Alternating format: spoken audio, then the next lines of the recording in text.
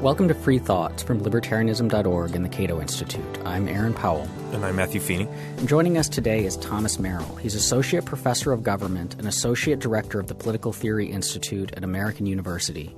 He's also author of the new book, Hume and the Politics of Enlightenment from Cambridge University Press. So a couple of years back, the philosophy podcast Philosophy Bites did a episode where they had a bunch of their guests, I'm guessing 50, 60, 70 of them, just briefly say who their favorite philosopher was. And these were all academic philosophers. And the two frontrunners by an enormous margin, I tried to look up the tally this morning but couldn't find one, so I'm relying on recollection. But the two frontrunners were Aristotle and then David Hume. And I think Hume probably edged out Aristotle. So maybe we start with, we're going to get into the specifics of Hume's thought and his biography and all that, but what is it about him that makes him this popular? Well, I think Hume exemplifies a certain kind of skeptical spirit that speaks to a lot of people who get interested in philosophy, and I think that's probably the most important thing for the fact that you mentioned. I think in terms of politics, he's a gigantically influential person on things that people at Cato care about, right? He's a big influence on the American founding. He's when James Madison sits down to write Federalist 10, he has Hume's essays by his hand, and there's a pretty close connection that you can draw between Hume and Madison, and therefore the rest of the American founding, right? Hamilton in particular. Also, he's Adam Smith's best friend, right? So he's right there at the origins of what we like to think of as classical liberalism or commercial republicanism. So I think those two things are the reason why people think Hume is important.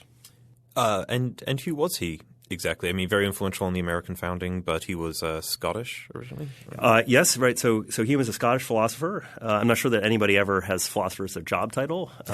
He actually has a bunch of different jobs, including being he took care of a crazy guy for a while. He was a librarian. And eventually he's an author who publishes lots of books and is able to live off his royalties. But he's born in 1711. He dies in 1776. He writes one book, Treatise of Human Nature, this gigantic failure, and then tries again. It's a good lesson for all of us authors. And eventually becomes an extremely popular, right? His History of England is one of the major bestsellers in the 18th century and a very important work of political theory. So. And what was his, I suppose, philosophical project? Why are philosophers interested in him? What's his Well, I would say in the 20th century, philosophers are interested in him because they like the empiricism and the skepticism. I would say in his time, he's not known for that so much as he is known for really what I think was the first generation of classical liberalism, or what scholars sometimes call commercial republicanism. And so I think it's in that mode as a kind of political educator or as a person who's talking about ideas and trying to justify what really is in the mid-18th century a radical new regime, that's why he's important from a sort of political moral point of view. We could talk about the 20th century and why philosophers like him if you want, but I think just from the political point of view, that's the main thing. So what do we mean by he's known as a skeptic. So what do we mean by that? What was he responding to, and what did the skepticism look like? Well, so the skepticism this is in a way that the complicated topic in Hume. He gives us – in his treatise, he gives us a kind of autobiographical description of that he understands himself to be a philosopher who wants to know what's the truth about why some things cause other things. And he gets to a point when he realizes in order to answer that question, in order to explain why science explains the world, he's got to have some answer to the question of what the ultimate cause is. And science doesn't have that, and Hume doesn't have that, and I'm not sure that anybody else really does either. And he presents it almost as though he has an existential crisis, right, that there's this kind of like, oh my goodness, I don't know, why does the sun rise tomorrow? How do I know that? And I think a lot of many philosophers have had that kind of experience and recognize that as perhaps not inspiring but more honest than this kind of story that you might get from Aristotle. But one of the things that I argue in the book is that that's not just a personal thing for Hume, that he sees this – he's sort of telling this story, as it were, as kind of a political parable. He sees that in European history that it's not just him that has been interested in these questions about the ultimate cause, but that in medieval times this is what he calls superstition, that people come up with these accounts of what the ultimate cause is, and then they try to rule in politics on the basis of that. But if, as seems to be the case, that nobody has kind of a settled answer to that, the political consequence of trying to make your philosophy in the grandest sense the basis for politics means religious warfare, nonstop religious warfare, which is really the political story of Europe between 1500 and 1700. So his skepticism is, I think, an attempt to try to recognize, first of all, that's insanity, right? This is horrible, and many people die. Without, I think, giving up on the idea that somehow those questions are questions that we can't stop asking, right? That there's some part of the human spirit that in Plato's image wants to be outside of the cave, and that Hume knows very well. And so I think his skepticism, when he talks about it in the treatise and in the essays, is really an attempt to somehow do justice to both of those truths. That we are beings that want to know the truth about the world, but we're also beings that need a certain amount of political sanity and want to be down to earth and not go off in crazy religious crusades or something like that. So is this related to probably his most famous idea is the problem of induction, right? Is that related to the skepticism? And Absolutely. What is that? So the problem of induction is, how do you know that causes produce effects? And so when we start reasoning inductively about the world, we say, what causes tuberculosis or something, and you go out and you try to figure out what the cause is, and as a good empirical scientist. And that makes a lot of sense, and it's tremendously powerful, and there's no doubt that our entire world has been transformed by it. But when you start asking why do we think that causes actually produce effects, and if you turn the inductive process onto itself, then you sort of have to look for what's the evidence that the world is a rational place. And there is no evidence, is Hume's most basic point. And so that's kind of a problem, right? Yeah, so that's Seems like a rather large one. It's a rather large one. Yep, that's right. And I think that Hume would say you have to sort of face up to that. You can't just try to push that into a corner and forget about it. But you also don't want it to keep you from trying to figure out more in sort of a piecemeal way that you can about the world that we live in. So that's his, I suppose, epistemology. And sitting here in Washington in the Cato Institute, we spend a bit more time worrying about politics, which you've just written a book about. And so what, given Hume's conception of how we know things and how people are, what was he thinking about politically, especially given that Hobbes before him had written a very influential book, The Leviathan. Right.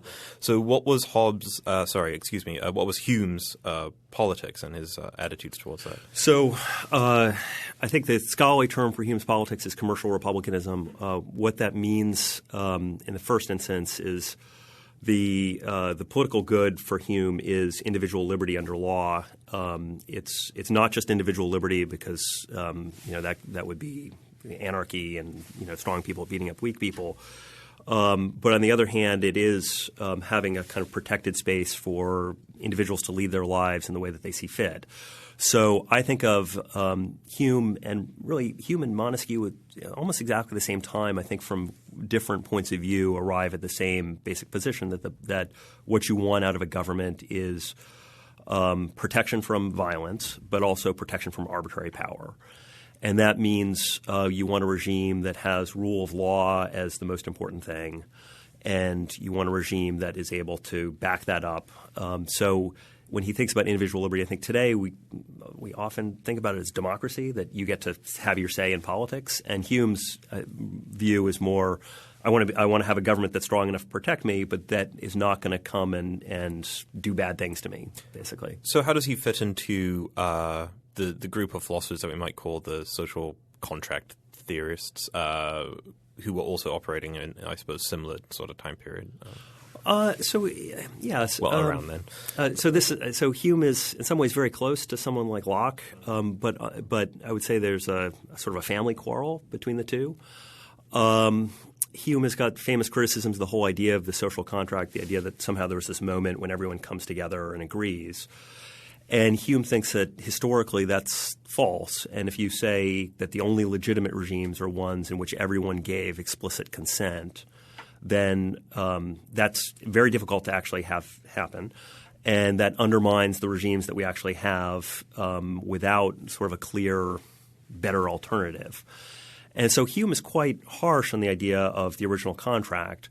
But I think you have to – so that sometimes people say, well, Locke is the liberal and Hume is the conservative. But I think it's more complicated than that because Hume also – he says, look, the contractarians – the effective truth of contractarianism is if the government is screwing you over, you have a right to rebel. And Hume definitely agrees with that, that it's he thinks maybe we shouldn't talk about it as much as Locke or Jefferson or something like that. It's politically dangerous, but it's also pretty clearly a truth for Hume that when the government is oppressing people, people are going to push back. So it's kind of a mixed bag. It's wrong on the theory, but right on the practice, I guess would be one way of saying it. But he was a bit more reserved in his willingness to embrace revolution than, say, Locke. Like Locke, as soon as the government is here to do these things, the moment the government stops doing these things, you need to overthrow it and make a better one. Right. But Hume seems to think like, no, as long as the government is largely working or isn't too awful, then you have an obligation to support it. Is that a fair or – obligation is a tricky word. I think the difference is that Locke thinks if you're going to have a revolution, you have to – the people are naturally conservative, and so you have to really talk them up into it. So you have to go way on the other end of let's go get your guns.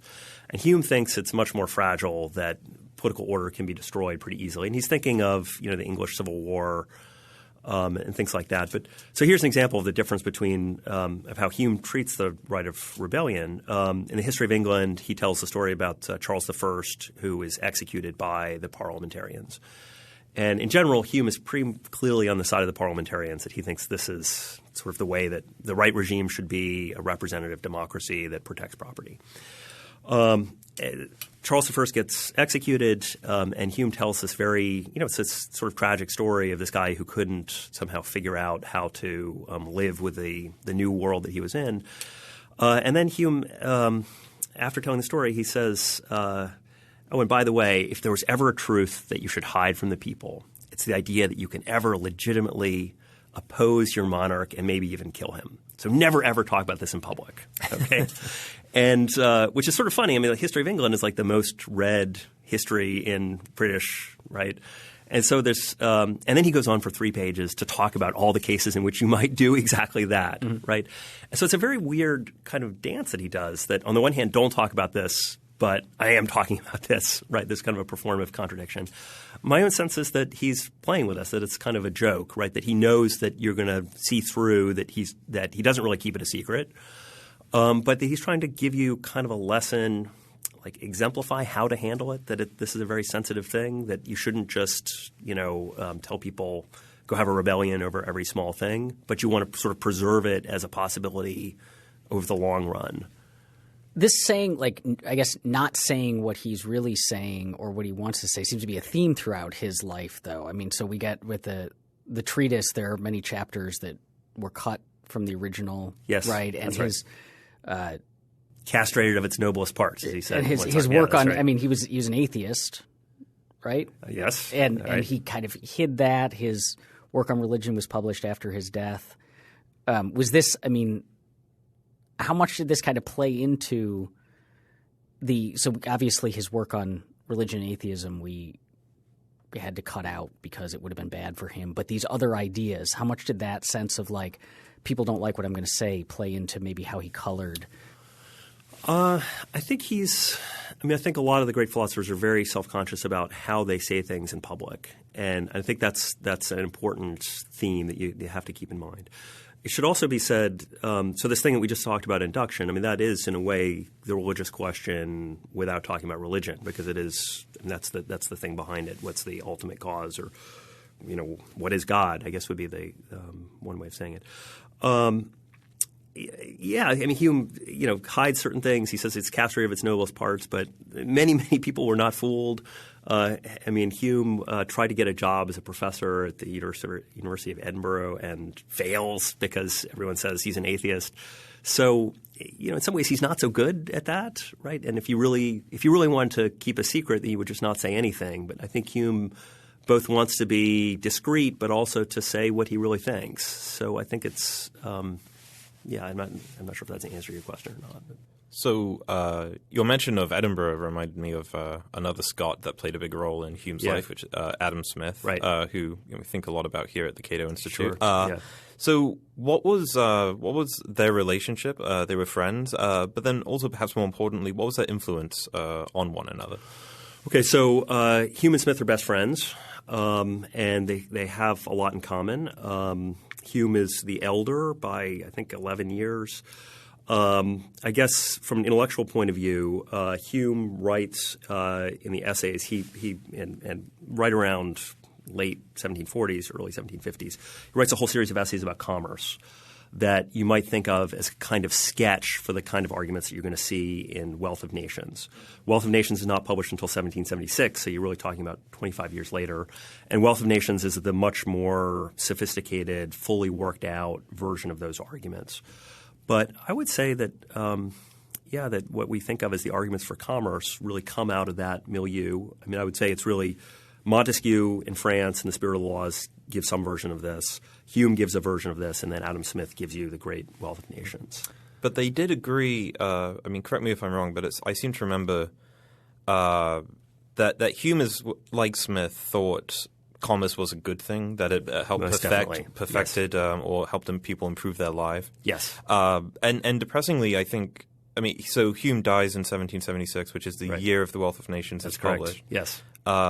And he did read it, I think. But I know that there was a letter written where he brings up some issue with, I think, the pricing system, although he's a fan of the book. He says he has some quarrels with it. It's a shame, I think, we don't know his in-depth criticisms. But does this attitude towards commerce come from some sort of deeper philosophical foundation? Where does that come from? Yeah, so I would say so Hume thinks government's job is to basically let you live your life, and for that you need a regime that supports rule of law.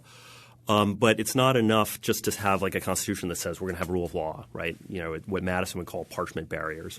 That it has to be the regime has to be rooted in a group of people who are actually willing to support and stand up for the rule of law. So when Hume looks at the history of England between 1500 and his time, the big sociological change is what we now call rise in the middle class. And Hume is really the guy who first kind of puts this on the map as an intellectual matter. He says commerce is good because it allows people who were previously serfs to basically get off the plantation and to become artisans and manufacturers and live in cities, and that they start to see themselves differently. And so from his point of view, they're really the middle class is a sociological basis for a regime that's going to protect individual liberty. So it's good politically. It's better for them because they are no longer under some feudal lord's thumb, and they can live their own lives, which might not be lives like Hume's. They're not going to be philosophers, right? But I think the most important reason is really just the support of a regime that supports rule of law. That's the thing that he thinks it's ultimately it's a good thing. So behind all of this is Hume's moral theory, which he also, so I understand, so Adam Smith has his theory of moral sentiments, and Hume he's also a moral sentiments guy. Yes. And also gets, today in kind of the modern virtue ethics tradition, he's seen as part of that as well. So what does his underlying moral theory look like, and how does it play into this? We need to base our morals on something, but this problem of induction makes it awfully hard to find the floor or figure out where to start. Yeah, so that's a good question. I mean, Hume is a skeptic, and I think scholars today want to go back and find in moral sentiment theory kind of a new foundation for morality. I'm not so sure that that's what Hume understands himself to be. I think he thinks he thinks human beings are moralizing animals, so they can't stop having moral opinions of praise or blame, like this is right or wrong. That's quite a different thing than saying that they always act morally, right? And Hume is there's a lot of irony. He says the best regimes, the freest regimes, so republics, are often the worst for the provinces because people in the regime, it's really good for them, but when they conquer another regime, they're perfectly willing to do all kinds of awful things. And so I think for him, the question is less can we establish the one true morality than it is thinking sort of prudently about what are our actual interests. And so he's less on the sort of moralizing, telling people how to live kind of side of things than he is on, well, if we see things in a very clear-minded, empirical point of view, we'll realize that it's actually in our interest to have a regime that protects people's property rights no matter who they are. And I can't expect that my rights are going to be protected unless we have a regime that's protecting everyone's rights. And so it's that kind of self-interest rightly understood, I think, would be a better description of Hume's moral stance than some highfalutin, here's the universal principle that solves everything. So does this then depend on the people's intuitions? Like is it kind of the state and the rules of justice and what the state ought to be doing have a conventional direction to them? Because so you're depending on this group of people saying, look, I have a set of interests and these interests are going to be furthered by political liberty of this kind and having a state that protects these things. But we can see broad differences in, say, cultures between what they value. And so would the ideal political system or would Hume's system look different or fall apart in, say, places that weren't 18th century England? Okay, so that's a tough question. Hume thinks if you take an unvarnished look at what the human condition is, that we want to better our conditions. And he thinks that is kind of an elemental truth that can be hidden by all kinds of crazy cultural things, but that is part of just what it means to be a human being. He definitely doesn't think that England should go around trying to tell everyone else that they should be just like England or trying to conquer them into being liberal democracies or anything like that. But I think he thinks if you once you break the spell of religion as the sort of glue that holds society together and people start thinking honestly about what their interests are, they will more or less come around to seeing that something like a regime of rule of laws is really the way to go. But his arguments are always more on here's what your interest is and this is why it leads to this kind of regime. I guess one way that I think about this, when he presents his political scientist, he presents himself as a political scientist more than as a moral philosopher. Okay. I think that's an important thing to say. And his main source, if you read the essays, when he explains his political science, like what's the source? Well, it's all Machiavelli. Like explicitly, it's Machiavelli. And I think that's an important truth that he thinks that realism is a better basis for a solid regime and for people's commitment to the regime than it is talking about moral sentiments.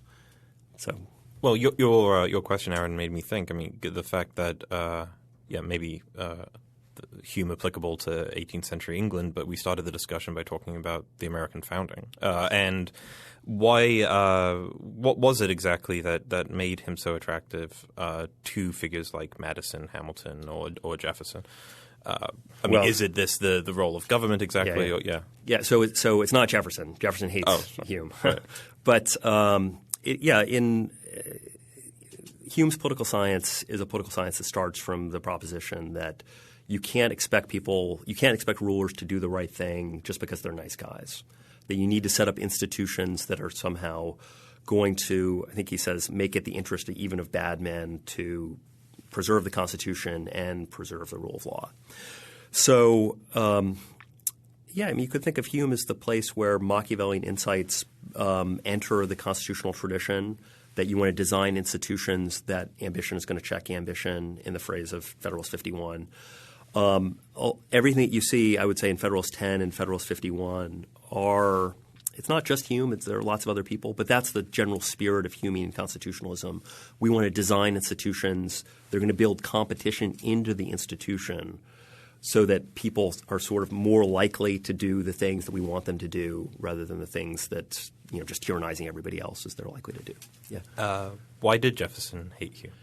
So well, it's a complicated story. It's so the American founders split, as you know, after the Federalist Papers, and there's a big fight between Hamilton on the one side and Jefferson and Madison on the other, and I think so. After 1800, Jefferson writes many letters, maybe a dozen letters, saying that Hume is a really awful person. I think there's one letter in which he says something like, Hume has done more to undermine the rights of man in Europe than all the troops of Napoleon's armies. And I think the easy answer is that he sees Hume as he associates Hume with Hamilton, and there's this residual bitterness over this titanic battle over what the Constitution means in the 1790s. But I think I think Jefferson, in my own sense, is Jefferson is kind of an enthusiast, that he thinks if you're morally correct, then everything you do is going to be the right thing. And Hume is much more of a skeptic, that Hume doesn't think that at the end of the day that if you have majority rule, that majorities are going to do the right thing. And so I think there's just a different kind of disposition that Jefferson – I think Hume would say Jefferson is more of an ideologue and that Hume is more of a disillusioned realist or something like that. So. Is that willingness to – or that embrace of kind of the messiness, like that we can't – have these perfect systems that we apply, but that we've kind of got to work with. Is that part of the distinction between, like you mentioned, he thought of himself more as a political scientist than a political philosopher. Is that part of that difference? Or I guess what does it mean to say he's more of a political scientist than a political philosopher? So I wouldn't say I wouldn't make the contrast between political science and political philosophy. I would say political science versus moral philosophy. Okay.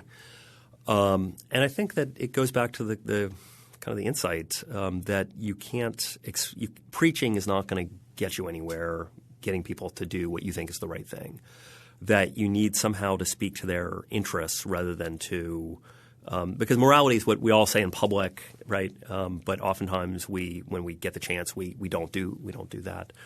And this is, I think, when he makes that line about republics being the worst for their provinces, right? When there's no check on your power, you are going to act like a tyrant. He thinks that's true about everyone, including maybe himself. So I think he always thinks, you have to somehow start by speaking to where people are rather than where you want them to be. And so I'll give you an example that goes back to the commerce thing. When he makes his case for commerce, he starts by taking the point of view of the sovereign, right? That the sovereign is the guy who's going to make the choice. Let's say the King of England. And he says to the King of England, he says, okay, you want to increase your power. What's the best way that you can do that? Well, maybe you would want to do that by going back to ancient Sparta and making sure that everyone's devoted to the cause, right? And having everyone on the same team, and then you can all have this army that you're going to send out and beat your enemies. But if you think about it, that's actually not the right way to increase your power, because it's going to be much better if you say to the people, okay, you can go out and benefit yourself by engaging in commerce. You're going to become richer. And Hume says it's sort of like this sneaky advice to the sovereign. So they're going to get richer and richer. And then when you need them, when you need an army, you can always come and take their stuff and force them into the army. You're going to have a much stronger army because they're going to think that they're working for themselves when they're actually working for you, right? And so it's a very Machiavellian kind of realpolitik. If you want to have a strong country, you should allow commerce. You should allow the freedom of commerce because the country is going to be richer, and then you're going to have a stronger army. And I think Hume is basically right about that. Okay, so that sounds very Machiavellian, like there's no morality, it's just all realpolitik. But then the thing that I think is really striking, and this is the other side of the story that people sometimes fail to note, right, is that as Hume's essays go on, it becomes clear, well, what happens when the sovereign allows commerce to proceed? Well, you're going to get this rising middle class. The middle class is going to become stronger and stronger, and more people are going to be part of it. And then they're going to start to see themselves as political actors, and they're going to say, hey, wait a minute, we're like a big part of the society, we want representation in Parliament. And this is basically the story of England between 1500 and 1700, right, is that the sovereigns, right, the Tudor kings basically allow commerce to go, and even while they're killing off all the aristocrats. But what's the ultimate outcome? Well, eventually the middle class rises up and kills the king, right? So, and I think Hume knows that, and his audience knows that.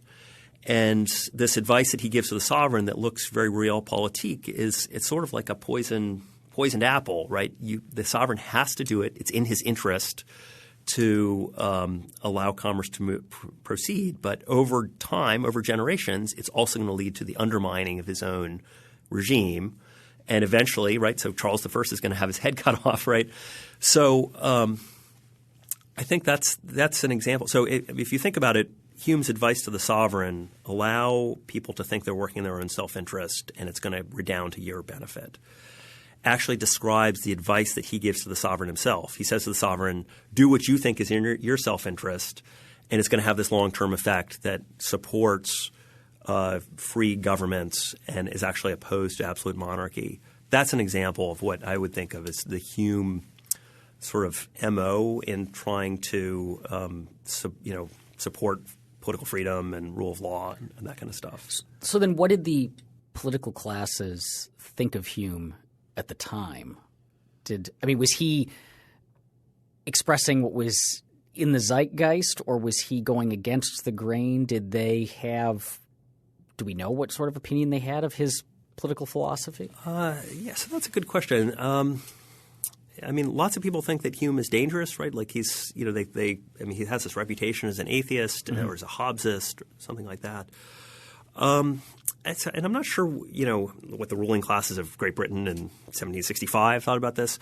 I would just say, in a way, Hume's legacy are the Americans, right? In the whole discussion about, the battle between Jefferson and Madison on the one side and Hamilton on the other, right? That's the place where Hume's influence really shows itself.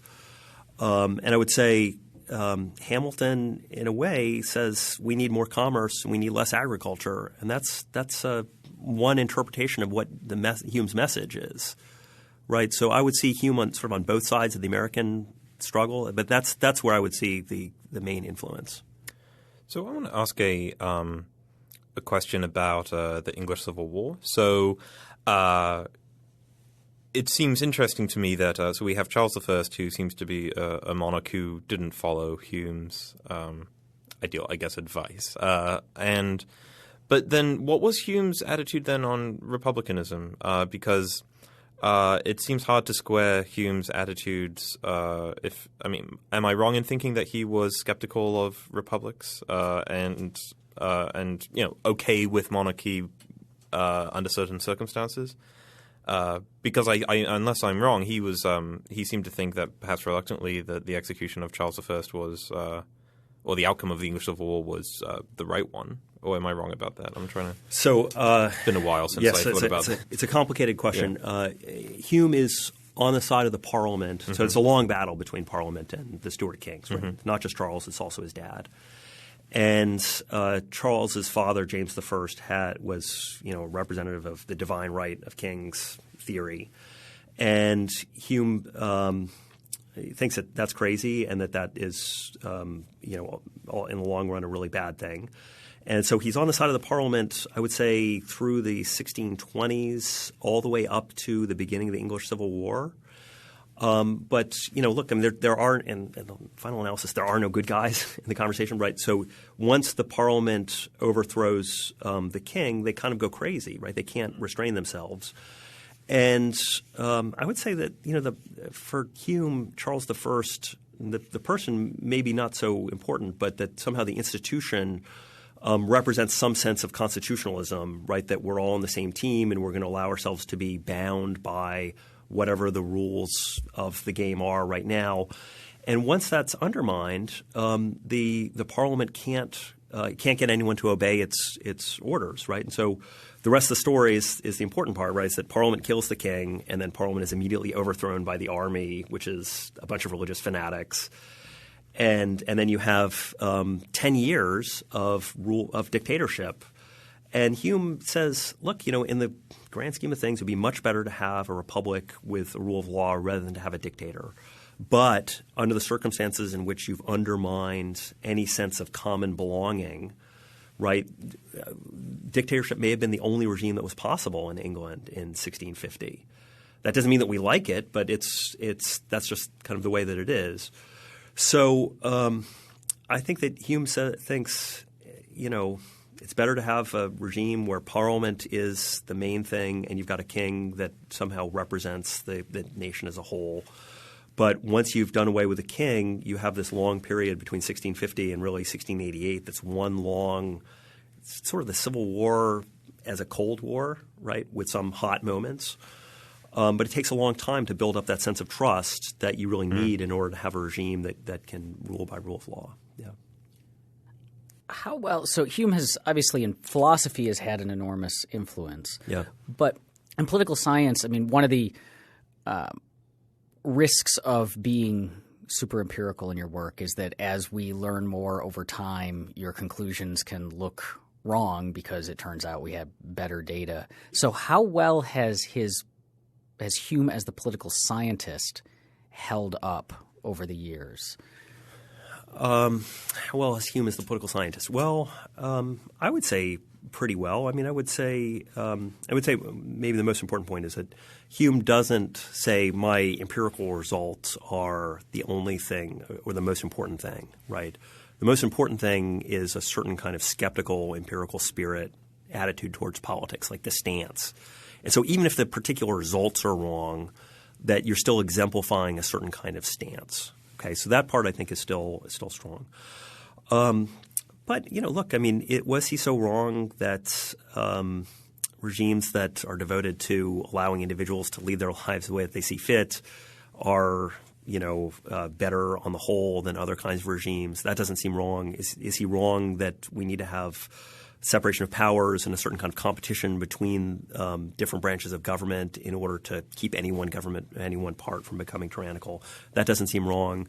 Is he wrong that in order to have these kinds of regimes, you need to have a kind of middle class that is dependent on – it can't be that the government just gives everyone stuff, right, because sooner or later the government's going to run out of places to get the stuff, that you need to have a vibrant economy. That doesn't seem to be wrong either, right? So those I think are the most important sort of empirical conversations, right, or conclusions that he would draw. So yeah, that's what I would say. So let me ask about – this is maybe jumping backwards in the order of how we ought to have been discussing things. But okay. For listeners who are new to Hume or haven't read him, the one line that lots of people know from Hume is this reason is the slave of the passions line. What does that mean? So the classical model was so if you read Plato's Republic, right, inside the soul there are three parts, right, and on the bottom is desire, like you want all this stuff, sex and money and all that kind of stuff. In the middle is spiritedness, the part that make you get angry and you want to stand up and fight with people, and then on the top should be reason, right, and reason as calculative reason, but also reason as somehow comprehending the whole of the universe. That seems, whether that's accurate. I mean, there's clearly something to that. We all sort of recognize those three parts. But that's a very hierarchical picture of what the self is. Hume's view is much more the Machiavellian view that passion is the core of what human beings are, that the core of what human beings are is this sort of infinite desire for more and more stuff. And that way he's like Hobbes.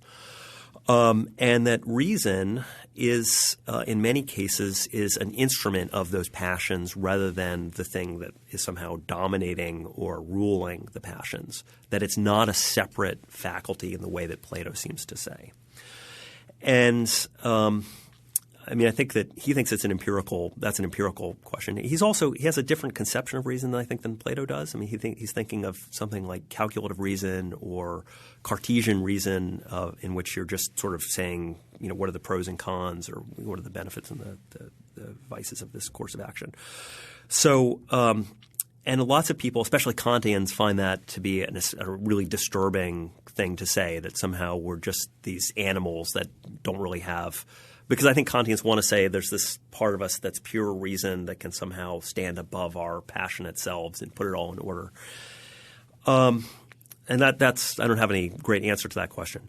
But I would say that Hume also has this sense that there is a sense of reason itself as a passion, that there is this part of us that wants to know the truth about things.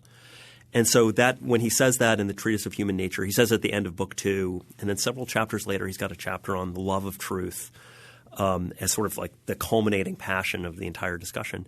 And so he seems to think that there's some part of the human being that wants to know what the actual truth is, and no matter how ugly or disturbing that might be. And that from a certain point of view, in Hume's accounts of himself, that looks like that's the ruling passion, right? That's that passion that dominates his own understanding of who he is. So in that way, that's not so far from the Platonic notion that we're not – I mean, passion isn't simply the same thing as I want a lot of stuff and I want, more food and I want more sex or whatever. That their philosophy itself for Hume is a passion, and that's an important fact. There's another dimension to that question that if you want me to say something about. Yeah.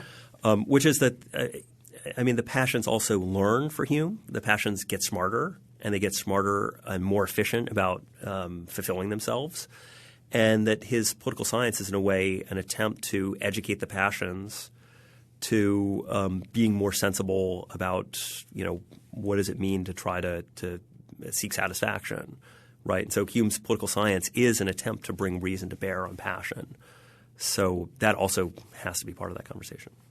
I think that's one of the things – there's a real sense in reading Hume that you get less of in, say, Kant or many other philosophers, of like a humanity that I think is a big part of his appeal, that even if you're disagreeing with what he says, there's a sense of like that passion for basically everything is there throughout it.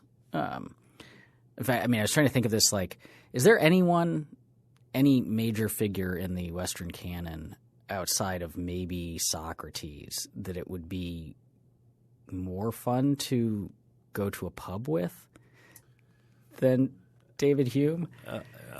Yeah, that's a good question. I don't know, Boccaccio maybe or somebody like that.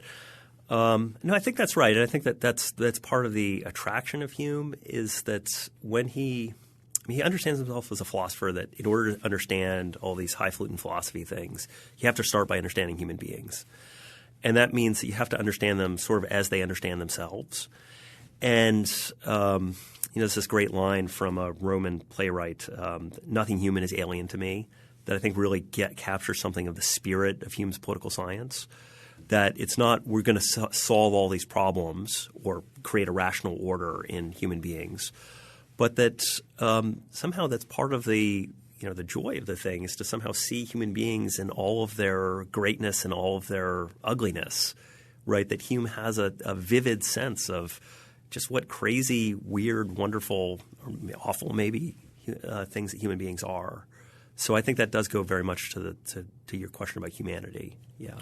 Well, when I was first introduced or first read Hume in undergrad, something that really comes out is that he is a joy to read, which you can't say of all philosophers. He clearly has a style that is still resonates today, that is still engaging and interesting. And I think some of our listeners who are perhaps not familiar with Hume might want to know where to start. If someone has listened to this and is convinced that he's worth reading, where would you recommend that people new to Hume dig their feet in first? Yeah, so I think the core of the political teaching, if you want to understand classical liberalism, for me are really the essays, right? And so there are political essays at the beginning when he lays out his political science. That's the stuff that leads into Madison. There's also a really brilliant series of essays on philosophers that I think is also political in a strange kind of way. And then in the second part of the essays, there's all these essays about commerce, and there's essays about how to think about politics, think about political controversies. So I think – and he means those essays to be accessible to the middling rank of men, right, to normal human beings, not to philosophers sitting in their offices somewhere, definitely not to professional philosophers, but to human beings who are just trying to figure out what's this messy world. So that's one place that I would start. I would also – the text that's closest to my heart is the text at the end of Book 1 of the Treatise of Human Nature, in which he describes his what you might call his existential crisis about philosophy and his turn to moral and political things. And to me, that's a very short text. It's harrowing, right? I mean, he goes off the rails and it seems like he's going to commit suicide or something. But that's a text, when I teach a lot of undergraduates, and I think that they often sort of when they really start thinking about the world, they also have that kind of skeptical crisis. Mm-hmm. And that there's something that's very vivid and very honest about that. But in some ways, all of Hume is contained within that one. It's like a 10-page chapter. So I would say those two things are the things that I would start with. So for those of us today listening to this, obviously Hume is of terrific historical interest. He's of just plain literary interest. But what is does his thought have significance for where we find ourselves and the issues we face today? Right. So I would say, I think classical liberalism is still, it's not a force to be reckoned with and a serious contender in the marketplace of ideas. But I would say, from Hume's point of view, we human beings are always falling into ideological, like we want to have answers to the world that are going to put everything into a box and then just solve it. And he would say part of the danger of democratic politics is that we're working out our own psychodramas we want to solve the problem of the world, and so we look for some savior who's going to come along. And Hume is just very skeptical that there is any such person who's going to save us from ourselves. But there's a passage that I think it's not so much the specific conclusions that I think are important for us today as a certain kind of ethos or certain kind of stance towards politics. And so if it's okay with you, I'd like to just read this. This is from Hume's essays, the very end of the book. And he's been discussing political controversies in English history and basically saying there's something to be said on both sides of the question. So this is from the essay of the Protestant Secession. He says, "It appears to me that these advantages and disadvantages in the positions he's just been talking about are allowed on both sides, at least by everyone who is at all susceptible of argument or reasoning." And so this is a controversy we just have to work through. And then he goes on, "It belongs, therefore, to a philosopher alone, who is of neither party, to put all the circumstances in the scale and assign to each of them its proper poise and influence. Such a one will readily at first acknowledge that all political questions are infinitely complicated, and that there scarcely ever occurs in any deliberation a choice which is either purely good or purely ill. Consequences mixed and varied may be foreseen to flow from every measure, and many consequences unforeseen do always, in fact, result from every one. Hesitation and reserve and suspense are therefore the only sentiments that he brings to this essay or trial. Or if he indulges any passion, it is that of derision against the ignorant multitude, who are always clamorous and dogmatical, even in the nicest questions, of which, from want of temper, perhaps still more than of understanding, they're altogether unfit judges." I think it's that temperament, that kind of ethos that Hume is trying to give us an education in. And one thing that's really striking, right, so obviously there's nothing that's purely good or purely bad, and so you sort of have to work through what are the pros and cons, even of a commercial republicanism, right? There's some things that are good and some things that are bad. And there are going to be unforeseen consequences that are going to mess all of your expectations up. You just need to be ready for that. But I think the thing that's really interesting is he says hesitation and reserve are the only sentiments he brings to this essay or trial, that the attitude of the philosopher from his point of view and what a skeptical philosopher in politics will see himself as doing is doing essays, right? The original meaning of essays that you try something out. Well, if you put this together with the fact that the title of the book is Essays, right, moral, political, and literary, I think he's kind of cluing you into what the meaning of the book as a whole is, that if you translate it, what a book of essays is practice in being a philosopher, right? It's not giving you the answer. It's more like taking you to the gym and saying, well, I need to work out, I need to exercise every day for 3 months before I run a marathon or something. and that's what you sort of have to take all these things in the right spirit, that you're sort of being forced to habituate yourself to trying things out, to seeing what the pros and cons are. I think that's really the spirit that, not to make any contemporary political statements, but that we need in American politics more than anything else. It's so easy to become ideological. And to me, that's the spirit of classical liberalism at its heart. That's the thing that's really still living about it. Thank you for listening. Free Thoughts is produced by Evan Banks and Mark McDaniel. To learn more, find us on the web at www.libertarianism.org.